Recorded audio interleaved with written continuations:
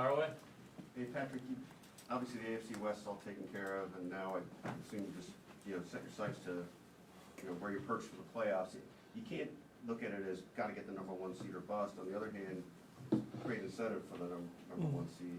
How do you process that?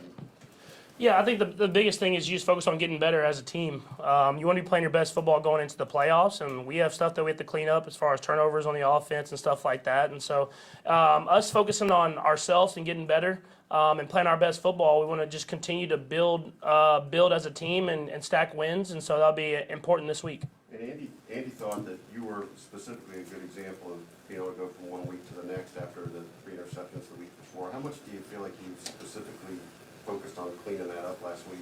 Yeah, for sure. I mean, I looked at the tape of the Denver game, there was just a lot of easy completions that I didn't take, and I was trying to be aggressive, and it worked sometimes, but obviously hurt us sometimes. And so just went back to the fundamentals of taking what's there. When the stuff's underneath there, give it to the guys, let them make plays, and we were able to have success. So if I can just connect in those deep throws, I missed 2 of them in that game, then we'll kind of have the best of both worlds. So I'll just continue to try to work on that stuff.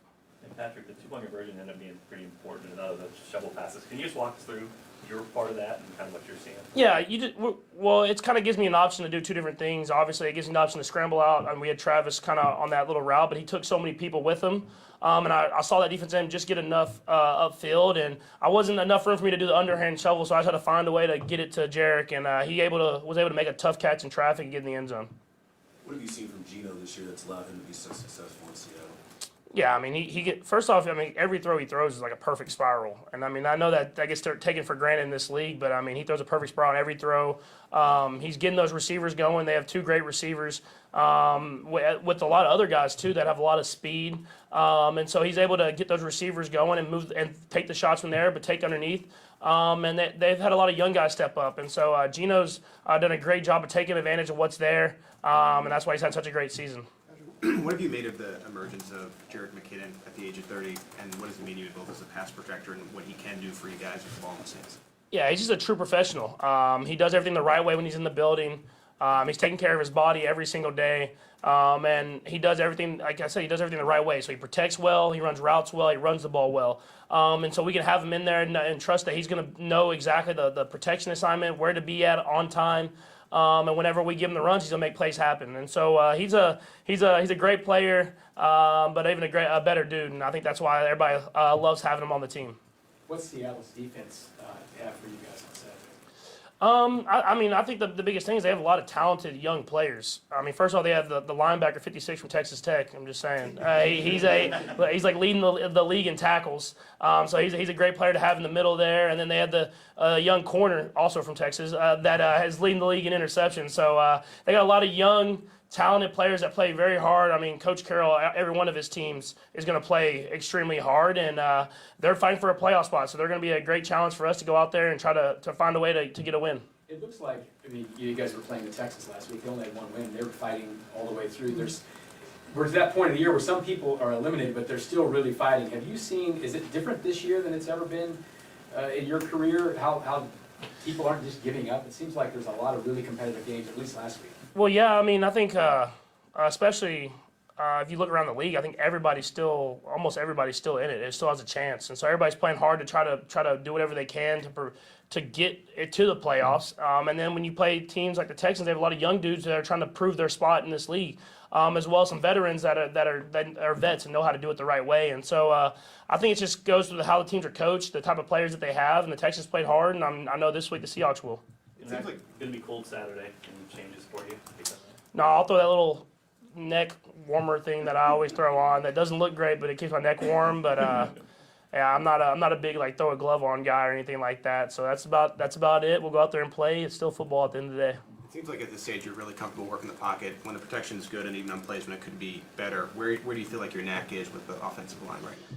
Yeah, I think they're doing a great job. I think early in the game last week they had a few mishaps here and there, and they took it upon themselves. And other than that, they protected great the entire game. And when we're able to run the ball like we did, especially in that second half, it opens up everything else. And I think that's why we had so much success in the second half, moving the ball up and down the field. So now it's just executing and trying to get into field goal range or get into the end zone. And I think the offensive line's getting better and better each and every game. Patrick, looks like McColl's going to be back on Saturday. What are your expectations for him, given he's missed so much time now? Yeah, I mean, he's been ready to go, man. He's been trying to get back as quickly as possible. He still has that great energy that he has in the locker room, and we'll get him in there. We'll get him in there, hopefully, if everything goes well this week, and let him kind of get back into the role that he was in. But we have a lot of guys that are going to be shuffling in and out, and Coach Reed let those guys know that everybody's going to get a chance to play and go out there and put their stamp on the game, and I think everybody's excited for it. Patrick, an overwhelming number of decisions you make are successful over all these years, but you still sort of talk about having to find that line. Why is that? Is it because you want to be able to push the envelope all the time and you just have to Yeah, I mean, constantly think about it? Yeah, I want to always have that aggressiveness to me. I think that's what's got me here. That's who I am. But just finding that spot where you can be aggressive but still take what's underneath, and that's something that I'll continue to work on to get better and better at. And it's week to week. It's not just a one season versus another. You have to make sure you look at the tape, see if you were aggressive enough or not, and then make that decision from there and try to come back with that same mentality the next week. And you feel like actually you have to kind of always be going through that to feel like you're staying on the razor's edge? Like you better be feeling like you're pushing it. Is that kind of? Yeah, for sure. I mean, I always want to be just pushing it to where it's just right at the edge, and I think that's something that that's who I am. It gives guys chances to make plays, and I think that's what I think we're coached that way. Is Coach Reed wants us to go out there and push it to the right limit, and then just don't go past it. One of the tough things for running backs, young running backs especially, is the pass protection part of it. You know, you got to want to do it, but you got to know where to go. It looked like maybe Isaiah had a mistake or two early in the game. How much help can you provide him if you're back there in shotgun, just reminding him some of the protections and things, and how is he taking to learning on the job? Yeah, I mean it's kind of a thing where he knew where he was supposed to be on that protection. The linebacker did one of those like rush, we call it rush to cover, where he's really kind of guarding Isaiah in man coverage, but he just rushes to try to keep him inside. And it's a dangerous game because you want him to protect that guy, but if he releases and I'm throwing him the ball, then there's no one covering him. So we just have to be on the same page in that sense. But he's done a great job of it all year, and all the running backs have. And we have I would say a pretty complicated system of protections, and they do a great job of being in the right spot when they need to be. And that's a credit to G. Lou. It's a credit to Coach Heck, G. Lewis and Coach Lewis, and all those guys of making sure those guys are in the right spot, protecting, but at the same time getting out when they need to get out. Is it harder to get guys to lock in when it's Christmas week, a lot of family stuff, you got a short week planned on Saturday? Is it harder to get people to focus in?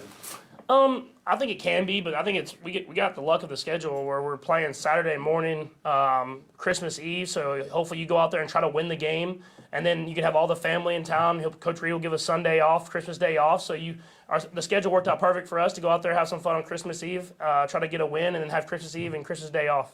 Okay, thanks, Patrick. Thanks, Patrick. Thanks a lot.